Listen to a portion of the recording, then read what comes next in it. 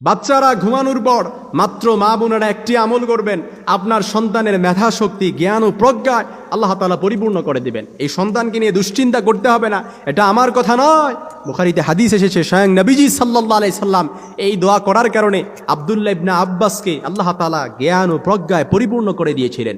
এই জন্য আপনি আপনার সন্তানকে নিয়ে যারা দুশ্চিন্তায় ভোগেন, অনেক মা বাবা আছে আমাদের কাছে বলেন যে হুজুর ইসলামের কোনো ইনস্ট্রাকশন আছে কিনা আমার সন্তানের মেধাশক্তি বৃদ্ধি করার জন্য, কিংবা সন্তানের নিরাপত্তা আল্লাহর দায়িত্বে দিয়ে দেওয়ার জন্য কোনো দোয়া আছে কিনা বলেন, একটু দোয়া করে ফেলি।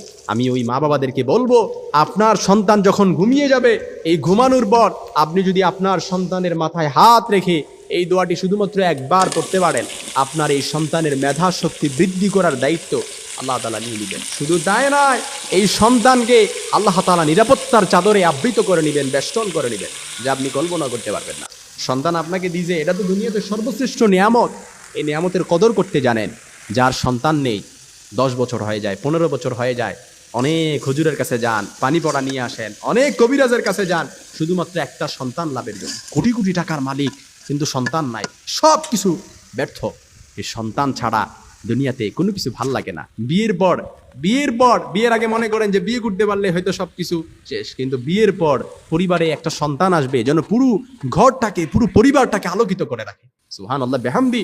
এই জন্য বুখারীতে হাদিস, আব্দুল্লাহ ইবনে আব্বাস রাদিয়াল্লাহর মাথায় স্বয়ং বিশ্বনবী মুহাম্মদ সাল্লাল্লাহু আলাইহি সাল্লাম হাত রেখে দোয়া করেছিলেন, যার কারণে আব্দুল্লাহ ইবনে আব্বাসকে আল্লাহ তাআলা জ্ঞান ও প্রজ্ঞায় পরিপূর্ণ করে দিয়েছিলেন। কারণ ইসলাম এটা তো কমপ্লিট কোড অফ লাইফ। পৃথিবীর ইতিহাসে জগৎ বিখ্যাত যারা মুহাদ্দিস হয়েছেন, পৃথিবীর ইতিহাসে যারা জগৎ বিখ্যাত হয়েছেন, যাদের ইতিহাসের পাতায় এখনো নাম লেখা আছে, ইমাম বুখারী থেকে শুরু করে প্রত্যেকটা মুহাদ্দিসের জীবনী পড়ে দেখেন, কারো না কারো পেছনে মায়ের দোয়া, বাবার দোয়া আছে। কারণ মা বাবার দোয়া এটা তো জমিনে থাকে না, এটা আরশ আর জমিন পর্যন্ত মাঝখানে ঝুলন্তও থাকে না, এটা স্বয়ং আল্লাহর আরশ অব্দি পর্যন্ত সাথে সাথে কবুল হয়ে যায়। কাবার ইমাম হয়েছেন শুধুমাত্র মায়ের দোয়ায়। ইমাম বুখারী হয়েছেন শুধুমাত্র মায়ের দোয়ায়। ইমাম মুসলিম, ইমাম তিরমিজি, ইমাম নাসাই, ইমাম আহমদ ইবনে হাম্বল, প্রত্যেকটা মুহাদ্দিসের পেছনে মায়ের দোয়া আছে। আব্দুল্লাহ ইবনে আব্বাসের মাথায় হাত থেকে স্বয়ং বিশ্বনবী দোয়া করেছিলেন, আল্লাহুম্মা ফাক্কিহু ফিদ্দিন, আয় আল্লাহ আপনি তাকে দ্বীনের জ্ঞান দান করেন, জ্ঞান ও প্রজ্ঞায় পরিপূর্ণ করে দেন। যার কারণে আল্লাহ তাআলা আব্দুল্লাহ ইবনে আব্বাসকে জ্ঞান ও প্রজ্ঞায় পরিপূর্ণ করে দিয়েছিলেন। সুবহানাল্লাহ বিহামদি।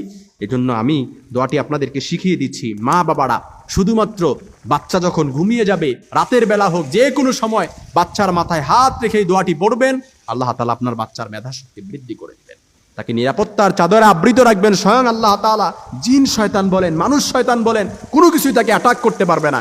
এজন্য মা বোনেরা একটু কষ্ট হলেও আপনার সন্তান যখন